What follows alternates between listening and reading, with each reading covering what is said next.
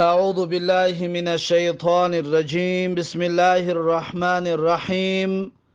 الحمد لله، الصلاة والسلام على رسول الله، ثم أما بعد. السلام عليكم ورحمة الله وبركاته. امام نووی رحمه الله در کتاب ریاض الصالحینش میگوید: باب الذکر عند الصباح والمساء، یعنی باب در مسئله ذکر و اورادی که صبحگاه و شامگاه گفته می شوند. امام نووی رحمه الله در زیر این باب چندین آیاتایی که دلالت به صبح و شام ذکر کردن الله می کنند و همچنین چند ذکرهایی که خاصی صباح و مسا هست، خاصی صبح و شام است، در زیر این باب ذکر کرده است و بیان کرده است. اولین آیتی که می آورد میگوید: قال الله تعالی، الله تبارک و تعالی گفته است، سوره اعراف آیت 205: واذكر ربك في نفسك تضرعا وخيفة ودون الجهر من القول بالغدو والآصال ولا تكن من الغافلين. الله سبحانه و تعالی میگوید: واذكر ربك في نفسك، یعنی که یاد کن پروردگارت را در نفست، پنهانی، همیشه با یاد الله باش. تضرعا، و این یاد الله را کردنت باید فروتنانه باشد، با تضرع و فروتنانه باشد. و خیفتن، و همچنین این یاد الله را انجام دادن باید بیمناکانه و ترسناکانه باشد. و دون الجهر من القول، یعنی آهسته‌تر از کلام الله جل جلاله را آهسته‌تر یاد بکن. بالغدو والآصال، یعنی که این یاد کردن الله جل جلاله صبح و شام باید باشد. غدو یعنی سحر، والآصال بیگانی. ولا تکن من الغافلین، الله جل جلاله میگوید از جمله غافلین نباشید. این اولین آیتی که دلالت میکند به یاد کردن الله جل جلاله در صبح و شام. قال اهل اللغتی، امام نووی رحمه الله میگوید که زبان شناسان میگویند که الآصال جمع اصیل، آصال میگوید جمع اصیل است. اصیل چی است؟ و هو ما بین العصر والمغرب، اصیل بین مغرب، بین عصر و شام را میگویند. بین نماز عصر تا نماز شام، انا همین فاصله را اصیل میگویند. الله جل جلاله میگه والآصال ولا تکن من الغافلین، یعنی که الله سبحانه و تعالی را صبحگاه و بیگانی یاد کن. در اینجا آصال را جمع آوردگی هست، به خاطر آنه که بعد از عبید 4 نماز است: نماز پیشین، نماز عصر، نماز شام، نماز خفتن. از این حساب الله جل جلاله آصال را جمع آورده است. در صبح 1 نماز است، فقط نماز بامداد. از این حساب الله جل جلاله بالغدوی، یعنی صبحگاه را مفرد آورده است. بعد از این دویم آیت را امام نووی آورده میگوید: و قال تعالی، و گفته است الله سبحانه و تعالی: و سبح بحمد ربک قبل طلوع الشمس و قبل غروبها، یعنی که تسبیح بگو، با پاکی یاد بکن، بحمد ربک، با حمد و ثنای پروردگارت رو همچنین بگو، قبل طلوع الشمس و قبل غروبها، یعنی پیش از آفتاب برآمدن و پیش از آفتاب غروب کردن، آفتاب شیشتن. یعنی که سحر بعد از بامداد پیش از آفتاب برآمدن یاد الله و تسبیحات و ذکر الله را بکن، و همچنین پیش از آفتاب نشستن بعد عصر تا نماز شام، پیش از آفتاب نشستن همچنین یاد الله و تسبیح و ستایش الله سبحانه و تعالی را بکن. این سوره طه آیت 130 می باشد. این بود آیت دویمی که امام نووی رحمه الله درباره ذکر صبح و شام آورده است. بعد از این میگوید سیم آیت و قال تعالی، الله سبحانه و تعالی در سوره غافر آیت 55 فرموده است که و سبح بحمد ربک بالعشی والابکار، یعنی و تسبیح بگو و حمد و ستایش الله رو همچنین بگو بالعشی والابکار، یعنی شامگاه و صبحگاه، یعنی بیگانی و سحر یاد الله جل جلاله را بگو. این سیوم آیت درباره ذکرهای سحر و بیگه. امام نووی رحمه الله میگوید قال اهل اللغتی، یعنی زبان شناسان گفتند که العشی، یعنی معنای عشی ما بین زوال الشمس و غروبها، یعنی بین زوال آفتاب، یعنی از نماز پیشین شروع می شود و غروبها تا آفتاب نشستن، یعنی بعد از پیشین یا که از پیشین شروع می شود بعد زوال آفتاب که وقتی نماز پیشین می درآید از این وقت شروع می شود تا آفتاب غروب کردن، این وقت را عشی می گوید. پس الله سبحانه و تعالی می گوید صبحگاه و بیگانی یاد الله و تسبیح و حمد و ستایش الله را بکنید. بعد از این آیت بعدی را میارد میگد و قال تعالی، الله سبحانه و تعالی گفته است که فی بیوت، این سوره نور آیت 36 و 37 می باشد.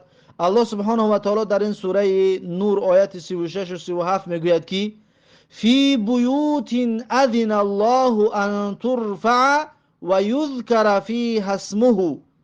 فی بیوت یعنی که در مسجدهای، در خانه هایی که اذن الله، الله جل جلاله اذن و اجازت دادگی است که ان ترفع، این که برداشته شود، یعنی قدر و قیمت و تعظیم و حرمت قرار بگیرد، و یذکر فیها اسمه، و همچنین یاد شود در آن خانه ها، در آن مسجدها اسم الله تبارک و تعالی، نام الله جل جلاله در آن خانه ها یاد شود، یعنی که از آن بلند گفته شود و مردم جمع شده تسبیح و ذکر و یاد الله را بکنند در آن خانه ها و در مسجدها. یسبح له فیها بالغدو والآصال، الله سبحانه و تعالی میگوید تسبیح بگویند، تسبیح میگویند له، یعنی الله جل جلاله را، فیها در آن خانه ها، در آن مسجدها، بالغدو والآصال، یعنی که سحر و بیگانی، سحر و بیگه یاد الله جل جلاله را بکنند و تسبیح و ذکر الله سبحانه و تعالی را بکنند در آن خانه ها. رجال، الله سبحانه و تعالی میگه یسبح، یعنی تسبیح میگویند. کی تسبیح میگوید؟ یعنی فاعلی یسبحو این رجال هست، یعنی تسبیح میگویند الله سبحانه و تعالی را در آن خانه ها سحر و بیگه. کی تسبیح میگوید؟ رجال، مردان، جوان مردان. مقصد از اینجا مردها یعنی فقط جنسی مرد نیست، مردها یعنی که بندگان خالص و بندگان مردانه و بندگان جوان مردی الله جل جلاله، چه مرد باشد و چه زن. رجالون، مردهایی که لا تلهیهم تجارتون، یعنی باز نمی دارد، غافل نمی گرداند اون مردها را تجارت، سودا، ولا بیع، و همچنین فروختن، خرید و فروش اونها را عن ذکر الله باز نمی دارد، از یاد الله باز نمی دارد و غافل نمی کند اون مردها را تجارت و خرید و فروش و مال دنیا از یاد الله جل جلاله. پس الله سبحانه و تعالی میگه این مردان هستند که در اون مسجدها می روند و یاد و ذکر و تسبیح الله جل جلاله را می کنند. مقصد از مردها یعنی مؤمنها چی مرد باشند و چی زن. و این بود سوره نور آیت 36 و 37. بعد از این سوره صاد آیت 18 رو میارد، آخرین آیتی که در زیر این باب آورده است. میگد و قال تعالی، الله سبحانه و تعالی فرموده است که این سخرنا الجبال معه یسبحن بالعشی والاشراق. الله سبحانه و تعالی میگه این سخرنا الجبال، هر آینه ما فرمان بردار گردانیدیم. هر آینه میگه ما رام ساختیم کوه ها را. معه یعنی همراه وی. وی کی است؟ حضرت داوود علیه السلام. الله سبحانه و تعالی میگه ما فرمان بردار گردانیدیم کوه ها را همراه داوود علیه السلام که یسبحن بالعشی والاشراق. کوه ها هم همچنین تسبیح میگویند با حضرت داوود علیه السلام بالعشی والاشراق، یعنی که شام و در حالت برآمدن آفتاب، سحر و بیگه یاد و تسبیح و ذکر الله جل جلاله را میکنند با همراه حضرت داوود علیه السلام تمام مخلوقات، تمام کوه ها. مقاتل میگوید وقتی که داوود علیه السلام ذکر میکرد، کوه ها همچنین با داوود علیه السلام ذکر میکردند، یعنی که کوه ها همراه حضرت داوود علیه السلام یاد و ذکر الله سبحانه و تعالی را میکردند. این بود آخرین آیت از زیر این باب سوره صاد آیت 18. بعد از این میگذره در قسم حدیث ها. اولین حدیث این باب حدیث 1450 کتاب ریاض الصالحین هست. امام نووی رحمه الله در زیر حدیث 1450 کتاب ریاض الصالحینش میگوید و عن ابی هریره رضی الله عنه قال، یعنی از ابو هریره رضی الله عنه روایت است که گفت قال رسول الله صلی الله علیه و سلم، میگوید رسول الله صلی الله علیه و سلم گفتند که من قال حین یصبح و حین یمسی، یعنی هر کسی که صبحگاه و شامگاه بگوید، وقتی که صبح می شود، وقتی که شام می شود، بیگه که می شود، هر کسی که بگوید سبحان الله و بحمده 100 مرة، یعنی سبحان الله و بحمده 100 بار هر کسی که بگوید، لم یأت احد یوم القیامة بافضل مما جاء به، پس میگن ندارد کسی در روز قیامت افضلتر از اون چیزی که این انسان همراه خودش دارد. یعنی که هر روز 100 باری سبحان الله و بحمده که میگفته است، یگان انسان میگه آن چیزی که این دارد به مثل این افضلتر از این ندارد. الا احد قال مثل ما قال او زاده، مگر کسی که بگوید مثل که این انسان گفتگی است یا زیادتر از این انسان گفت، یا زیادتر از این انسان ده گفتگی هست، پس اون انسان افضلتر و زیادتر می باشد همراهش ثواب. اما کسی که اگر 100 بار هر روز سحر و هر روز بیگانی سحر و بیگه سبحان الله و بحمده 100 باری بگوید، پس افضلترین عمل را انجام داده است که پیغمبر میگه لم یأتی احد یوم القیامة بافضل مما جاء به، یعنی نآورده است کسی در روز قیامت افضلتر از اون چیزی که این انسان همراه خودش آورده است. یعنی که 100 بار گفتنی سبحان الله و بحمده.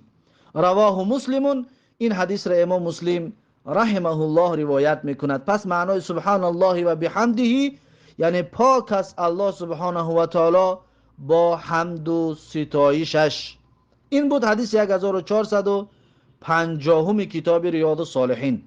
بعد از این حدیث 1451 کتاب ریاض الصالحین، امام نووی رحمه الله در زیر حدیث 1451 کتاب ریاض الصالحین میگوید و عنه قال، یعنی از ابو هریره رضی الله عنه روایت است که گفت جاء رجل الى النبی صلی الله علیه و سلم فقال، میگوید آمد مرد نزد پیغمبر صلی الله علیه و سلم.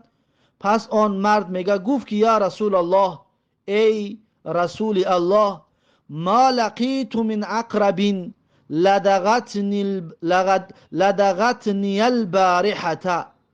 میگوید که ما لقیت من عقرب، یعنی چقدر درد کشیدم از من عقرب، یعنی از اون عقرب کژدمی که لدغتنی البارحه، نیش زده بود مرا شب گذشته. یعنی این مرد آمد نزد پیغمبر صلی الله علیه و سلم، پس گفت چقدر درد کشیدم از اون عقرب، از اون کژدمی که شب گذشته مرا نیش زده بود.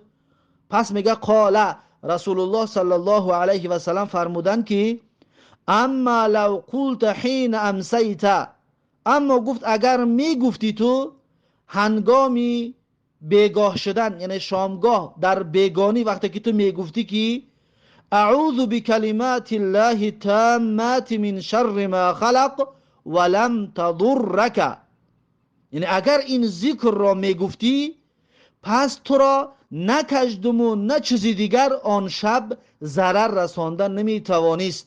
یعنی که ذکرهای سحر و بیگانی هست. این ذکرها چی فایده دارد؟ انسان را از تمام بدیها محافظت میکند، انسان را از تمام بدیها دور نگاه میدارد گفتن ذکرهای سحر و بیگاه. پس پیغمبر صلی الله علیه و سلم این ذکری بیگاه را براش تعلیم داد که اگر که تو بیگانی میگفتی که اعوذ بکلمات الله التامات من شر ما خلق لم تضرک، یعنی چیزی به تو آسیب نمیرسانید، چیزی تو را ضرر نمیداد. رواه مسلمون، این حدیث را امام مسلم رحمه الله روایت کرده است. پس این ذکر چی معنا دارد؟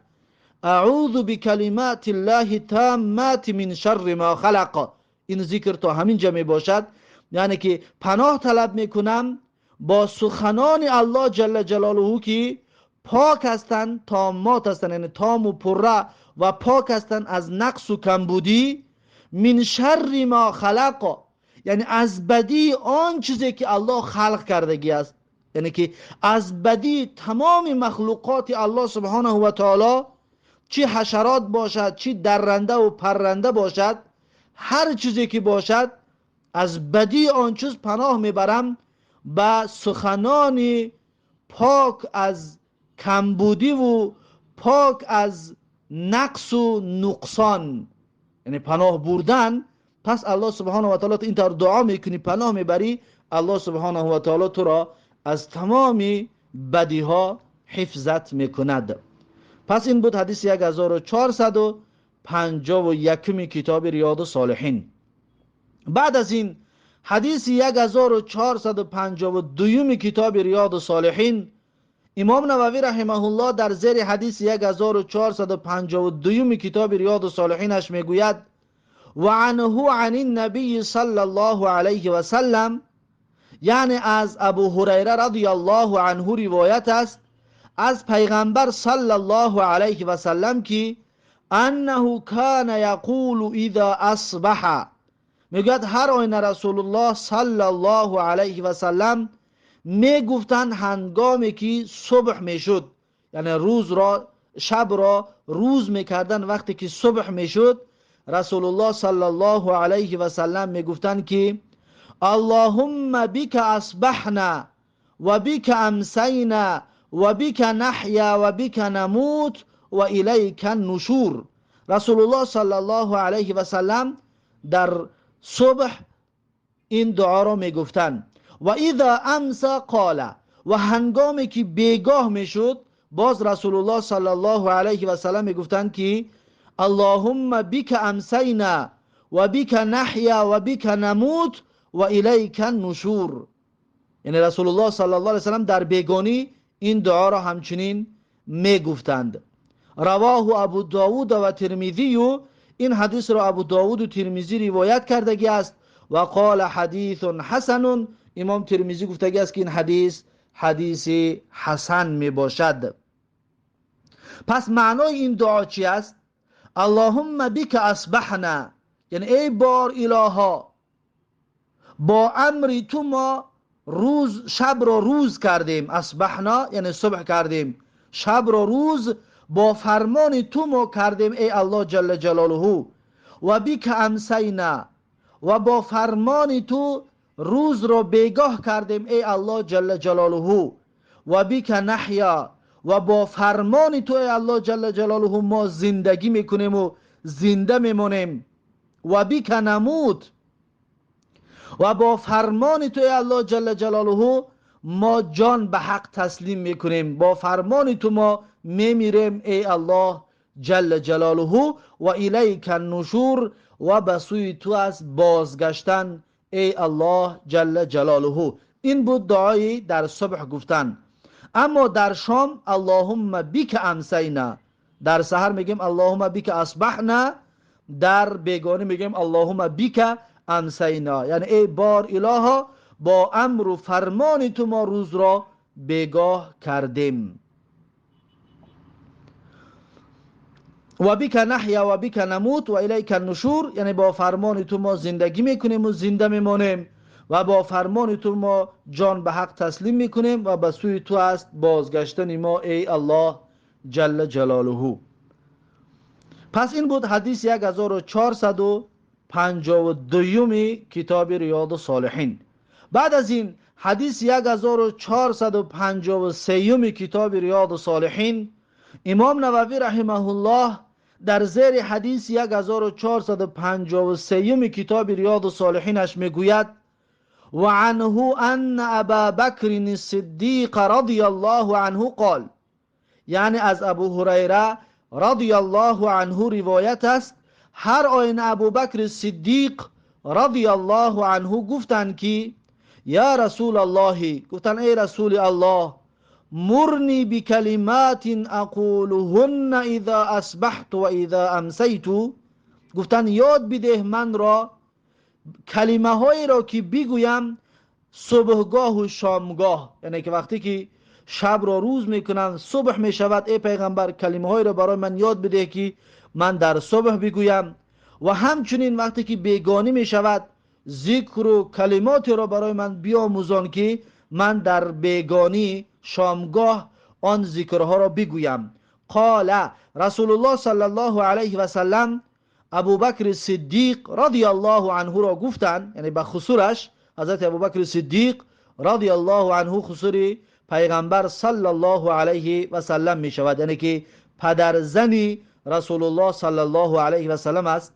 پس میگه پیغمبر صلی الله علیه و سلم با پدر زنش ابو بکر صدیق رضی الله عنه گفتند که قل، ای ابو بکر بگو که اللهم فاطر السماوات والارض عالم الغیب والشهاده رب كل شيء ومليكه اشهد ان لا اله الا انت اعوذ بك من شر نفسي و شر الشیطان و شرکه.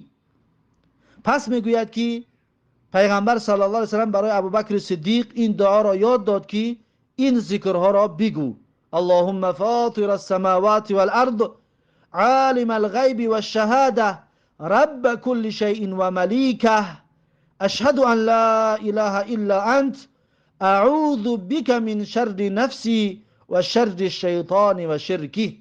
قال قله اذا اصبحت، میگه پیغمبر صلی الله علیه و سلم گفت که این دعا را، این ذکر را بگو صبحگاه، وقتی صبح که شد این دعا را بگو.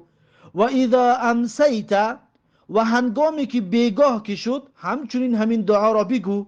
وقتی بیگانه یعنی ذکر بیگاه هم این دعا، ذکر شامگاه هم همچنین این دعا گفته می شود. و اذا اخذت مضجعک، پس رسول الله صلی الله علیه و سلم گفتند که هنگامی که رفتی برخت خوابت همچنین این دعا را بگو. یعنی هنگامی که در بالای جایگاه خوابت قرار میگیری برای خواب شدن، پیش از اونه که خواب شوی این دعا را بگو، بعد از آن خواب شو. یعنی که این دعا هم در سحر گفته می شود، هم در ذکرهای سحر، هم در ذکرهای بیگانی گفته می شود، هم در ذکر پیش از خواب، که پیش از خواب هم ذکرهای دارد از جمله همین دعا پیش از خواب کردن گفته می شوند. رواه ابو داود و ترمذی، این حدیث را ابو داود و ترمذی روایت کرده است. و قال حدیث حسن صحیح، امام ترمذی گفته است که این حدیث حسن و صحیح می باشد. پس معنای این دعا چنین است که اللهم فاطر السماوات والارض، یعنی ای بار الها خلق کننده آسمان و زمین، عالم الغیب و الشهاده، داننده غیب و آشکارا، ای الله که تو آسمان و زمین را خلق کردی، ای الله که غیب و آشکارا و پنهانی و نهانی همه را میدانی، تو رب کل شیء و ملیکه، ای الله تو پروردگار همه چیز هستی. رب کل شیء یعنی پروردگار همه چیز هستی و مالک همه چیز هستی. رب یعنی چی؟ رب یعنی به وجود آورنده تمام ملک هستی. تمام ملک را ای الله تو بجا آوردگی هستی و خلق کردگی هستی و آفریدگی هستی. و ملیکه، و همچنین بعد از خلق کردن مالک همه چیزها تو می باشی، ای الله جل جلاله، که هر طوری که بخواهی همون طور تصرف میکنی در ملکت. اشهد ان لا اله الا انت، یعنی گواهی میدی هم که نیست معبودی بر حق بجز تو، ای الله جل جلاله، فقط و فقط یگانه شایسته عبادت و پرستش و دعا و طلب این الله یگانه می باشد. اعوذ بک من شر نفسی، یعنی پناه طلب میکنم به تو ای الله جل جلاله از بدی نفسم. از بدی نفسم ای الله جل جلاله من پناه طلب میکنم که ای الله بدی نفسم رو از من دور بگردان و من را حفظ بکن و من را نگه بدار از بدی نفسم. زیرا که نفس همچنین یکی از وسواسگرانی هست که انسان را به گناه و به معصیت فرمان میدهد، چطوری که الله در سوره یوسف آیت 52 میگوید که این النفس لاماره بالسوء الا ما رحم ربی. هر آینه نفس انسان هم حتی یعنی فقط به گناه و معصیت برنده این شیطان تنها نیست، فقط وسواس کننده انسان به گناه و معصیت این فقط شیطان نیست، حتی نفس انسان هم انسان رو به معصیت به گناه وسواس میکند، تکلیف میکند، میکشاند. الله میگوید که این النفس لاماره بالسوء، هر آینه نفس اماره بسوء است، یعنی فرمان به گناه و معصیت میدهد.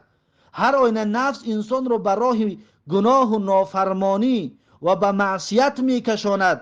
الا ما رحم ربی، مگر همون نفس را که پروردگار براش رحم بکند، مگر همون صاحب رحمی که الله براش رحم کرد. این ربی غفور رحیم، هر آینه پروردگارمان غفور و رحیم می باشد. پس نفسم انسان را به گناه و معصیت دعوت میکند.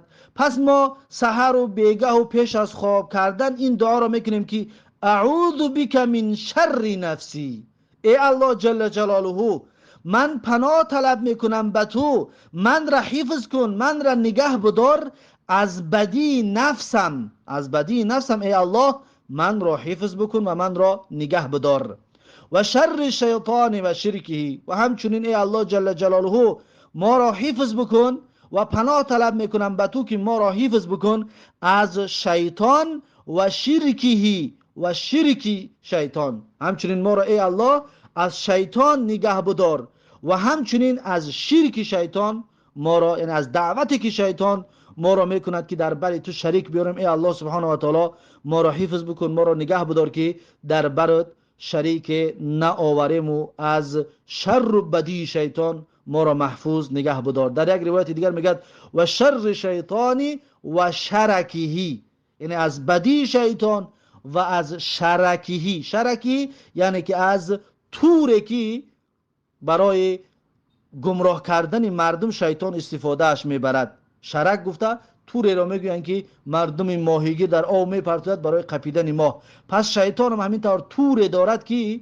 شبکه دارد، توری دارد، در بین مردم میپرتوید تا اینکه چند کس را سید بکند و گمراه بکند و از راه حق منصرف و دوروش بگرداند.